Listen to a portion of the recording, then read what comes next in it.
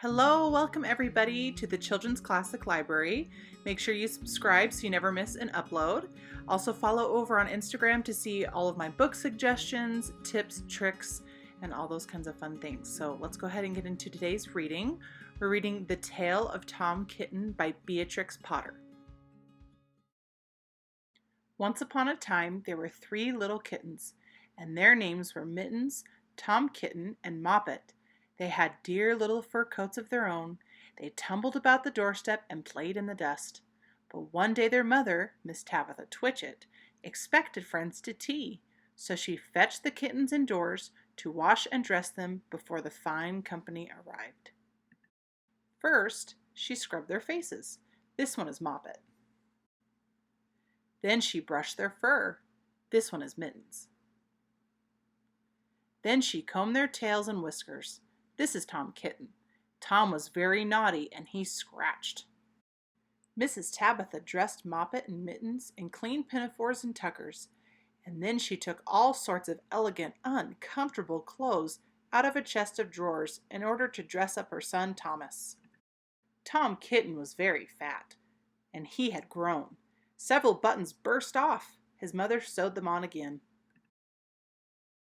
When the 3 kittens were ready, Mrs. Tabitha unwisely turned them out into the garden to be out of the way while she made hot buttered toast.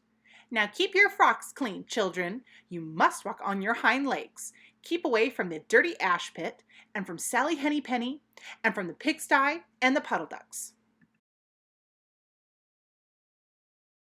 Moppet and Mittens walked down the garden path unsteadily. Presently they trod upon their pinafores and fell on their noses. When they stood up, there were several green smears. "Let us climb up the rockery and sit on the garden wall," said Moppet. They turned their pinafores back to front and went up with a skip and a jump. Moppet's white tucker fell down into the road. Tom Kitten was quite unable to jump when walking upon his hind legs in trousers. He came up the rockery by degrees, breaking the ferns and shedding buttons right and left. He was all in pieces when he reached the top of the wall. Moppet and Mittens tried to pull him together. His hat fell off and the rest of his buttons burst. While they were in difficulties, there was a pit-pat, paddle-pat, and the 3 puddle ducks came along the hard high road, marching one behind the other and doing the goose step. Pit-pat, paddle-pat, pit-pat, waddle-pat. They stopped and stood in a row and stared up at the kittens. They had very small eyes and looked surprised. Then the 2 duck birds, Rebecca and Jemima Puddle Duck, picked up the hat and tucker and put them on. Mittens laughed so hard that she fell off the wall. Moppet and Tom descended after her. The pinafores and all the rest of Tom's clothes came off on the way down. "Come, Mr. Drake Puddle Duck," said Moppet. "Come and help us to dress him. Come and button up Tom." Mr. Drake Puddle Duck advanced in a slow sideways manner and picked up the various articles. But he put them on himself. They fitted him even worse than Tom Kitten. "It's a very fine morning," said Mr. Drake Puddle Duck. And he and Jemima and Rebecca Puddle Duck set off up the road, keeping step. Pit-pat, paddle-pat, pit-pat, waddle-pat.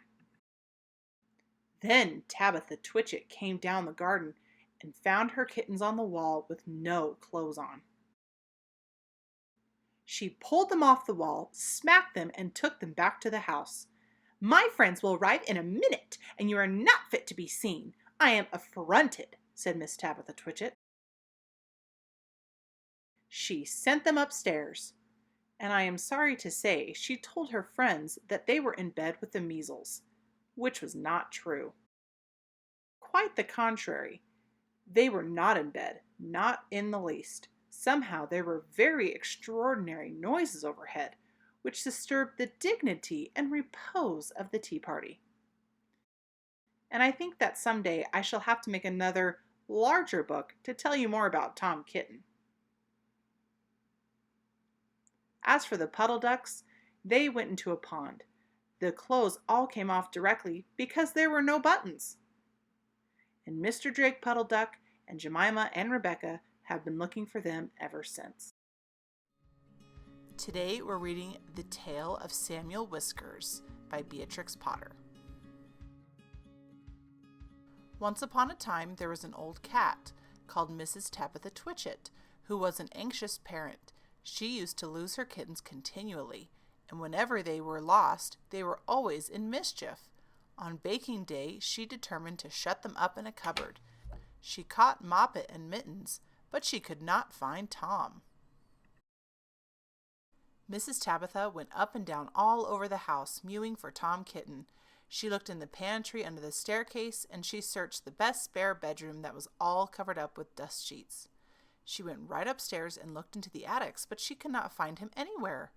It was an old, old house, full of cupboards and passages.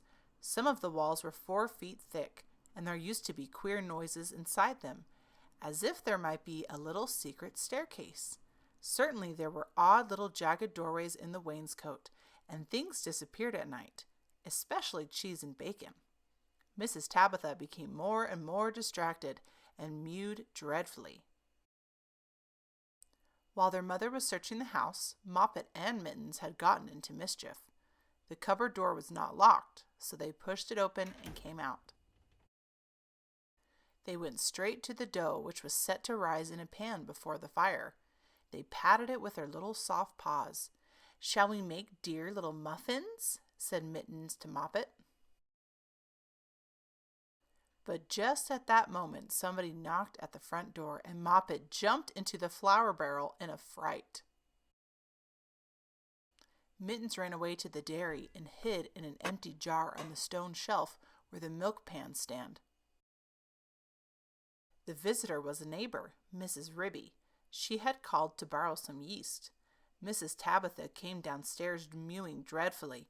"Come in, Cousin Ribby, come in, and sit ye down. I'm in sad trouble, Cousin Ribby," said Tabitha, shedding tears. "I've lost my dear son Thomas. I'm afraid the rats have got him." She wiped her eyes with her apron. "He's a bad kitten, Cousin Tabitha. He made a cat's cradle of my best bonnet last time I came to tea. Where have you looked for him?" "All over the house. The rats are too many for me. What a thing it is to have an unruly family," said Mrs. Tabitha Twitchit. "I'm not afraid of rats. I will help you to find him and whip him too. What is all that soot in the fender?" "The chimney wants sweeping. Oh dear me, Cousin Ribby, now Moppet and Mittens are gone. They have both got out of the cupboard." Ribby and Tabitha set to work to search the house thoroughly again. They poked under the beds with Ribby's umbrella, and they rummaged in cupboards. They even fetched a candle and looked inside a clothes chest in one of the attics. They could not find anything, but once they heard a door bang and somebody scuttered downstairs. "Yes, it is infested with rats," said Tabitha tearfully. "I caught 7 young ones out of one hole in the back kitchen, and we had them for dinner last Saturday. And once I saw the old father rat, an enormous old rat, Cousin Ribby. I was just going to jump upon him when he showed his yellow teeth at me and whisked down the hole. The rats get upon my nerves, Cousin Ribby," said Tabitha. Ribby and Tabitha searched and searched. They both heard a curious roly-poly noise under the attic floor, but there was nothing to be seen. They returned to the kitchen. "Here's one of your kittens, at least," said Ribby, dragging Moppet out of the flour barrel. They shook the flour off her and set her down on the kitchen floor. She seemed to be in a terrible fright. "Oh, Mother, Mother," said Moppet, "there's been an old woman rat in the kitchen, and she's stolen some of the dough." The 2 cats ran to look at the dough pan. Sure enough, there were marks of little scratching fingers, and a lump of dough was gone. "Which way did she go, Moppet?" But Moppet had been too much frightened to peep out of the barrel again. Ribby and Tabitha took her with them to keep her safely in sight while they went on with their search. They went into the dairy. The first thing they found was Mittens hiding in an empty jar. They tipped up the jar, and she scrambled out. "Oh, Mother, Mother!" said Mittens. "Oh, Mother, Mother, there has been an old man rat in the dairy, a dreadful, 'normous big rat, Mother, and he's stolen a pat of butter and the rolling pin." Ribby and Tabitha looked at one another. "A rolling pin and butter? Oh, my poor son Thomas!" exclaimed Tabitha, wringing her paws. "A rolling pin?" said Ribby. "Did we not hear a roly-poly noise in the attic when we were looking into that chest?" Ribby and Tabitha rushed upstairs again. Sure enough, the roly-poly noise was still going on quite distinctly under the attic floor. "This is serious, Cousin Tabitha," said Ribby. "We must send for John Joyner at once with a saw." Now this is what had been happening to Tom Kitten, and it shows how very unwise it is to go up a chimney in a very old house, where a person does not know his way and where there are enormous rats. Tom Kitten did not want to be shut up in a cupboard. When he saw that his mother was going to bake, he determined to hide. He looked out for a nice, convenient place, and he fixed upon the chimney. The fire had only just been lighted, and it was not hot, but there was a white choky smoke from the green sticks. Tom Kitten got upon the fender and looked up. It was a big, old-fashioned fireplace.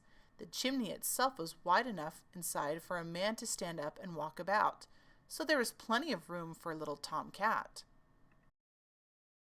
He jumped right up into the fireplace, balancing himself upon the iron bar where the kettle hangs. Tom Kitten took another big jump off the bar and landed on a ledge high up inside the chimney, knocking down some soot into the fender.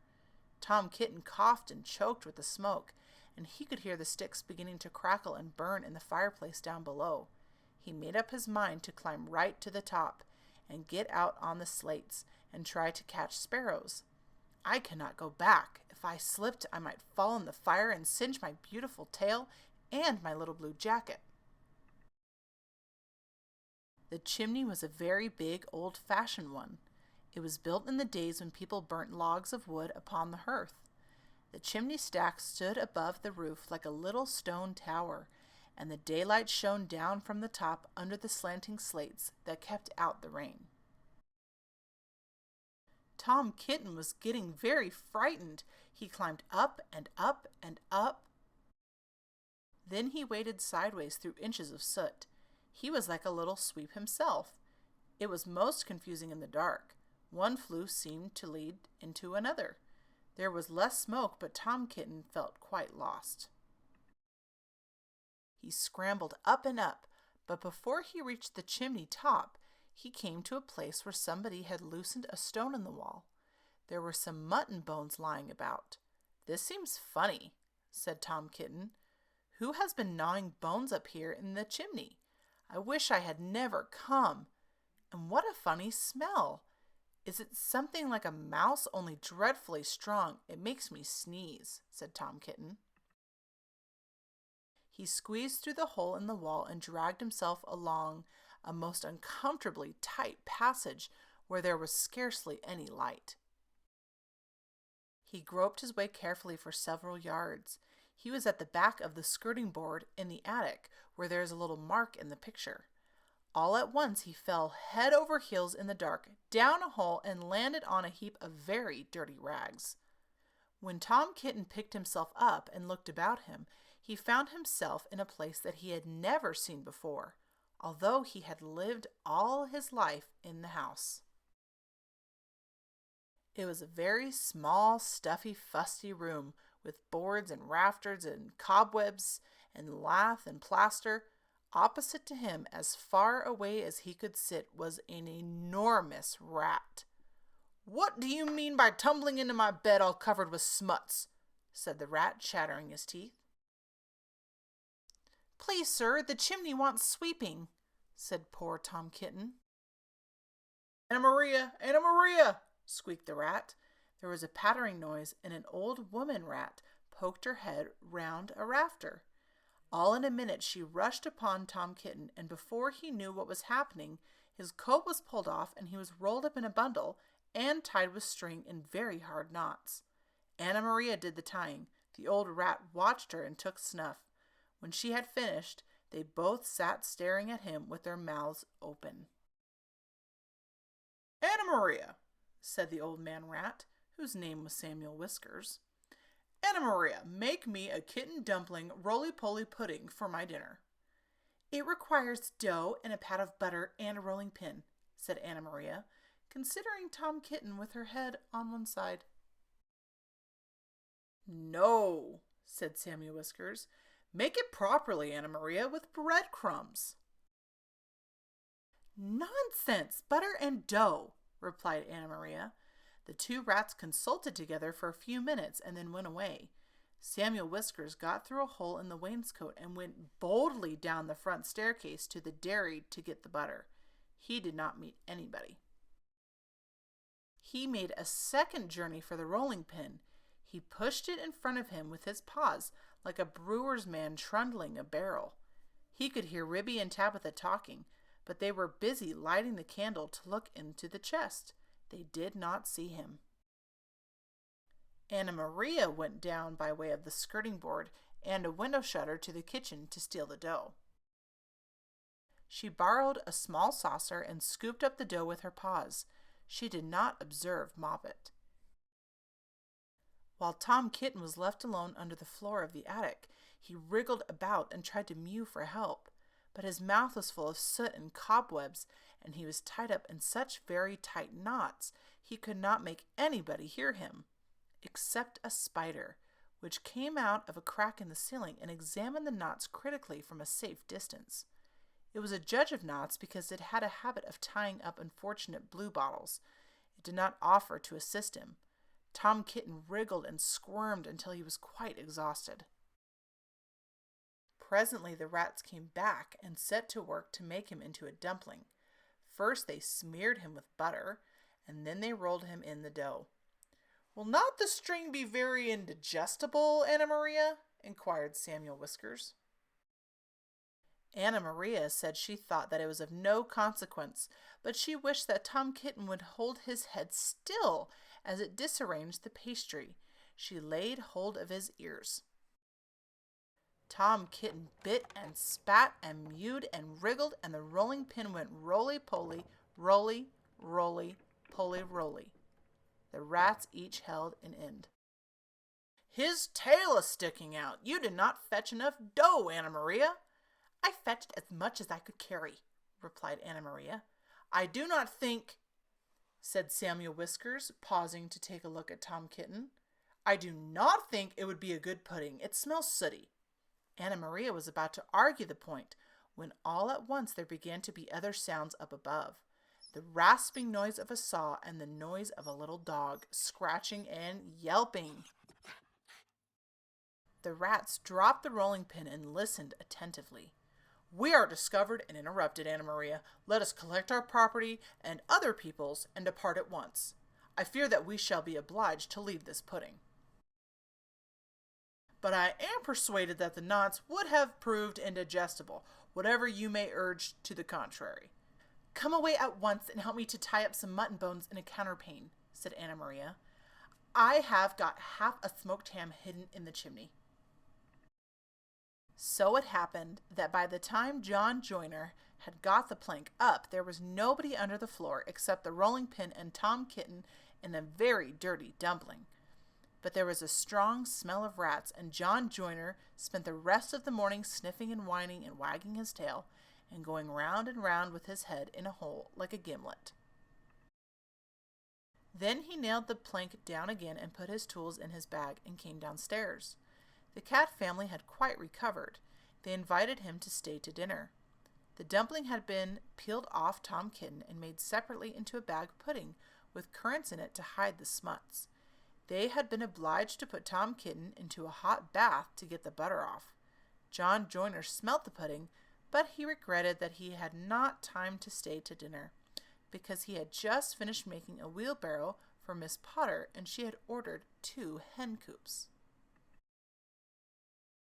And when I was going to the post late in the afternoon, I looked up the lane from the corner, and I saw Mr. Samuel Whiskers and his wife on the run, with big bundles on a little wheelbarrow which looked very like mine.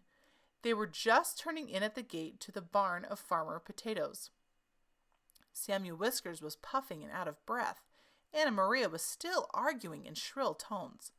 She seemed to know her way, and she seemed to have a quantity of luggage. I am sure I never gave her leave to borrow my wheelbarrow. They went into the barn and hauled their parcels with a bit of string to the top of the haymow. After that, there were no more rats for a long time at Tabitha Twitchit's. As for Farmer Potatoes, he has been driven nearly distracted. There are rats and rats and rats in his barn. They eat up the chicken food and steal the oats and bran and make holes in the meal bags. And they are all descended from Mr. and Mrs. Samuel Whiskers, children and grandchildren and great-great-grandchildren. There is no end to them. Moppet and Mittens have grown up into very good rat catchers. They go out rat catching in the village and they find plenty of employment. They charge so much a dozen and earn their living very comfortably. They hang up the rats' tails in a row on the barn door to show how many they have caught, dozens and dozens of them. But Tom Kitten has always been afraid of a rat. He never durst face anything that is bigger than a mouse. The end. Thank you so much for joining me for today's story. I hope you enjoyed it as much as I did. I have a bunch of other stories for you as well to enjoy, and I will see you in the next one. Bye! Please subscribe.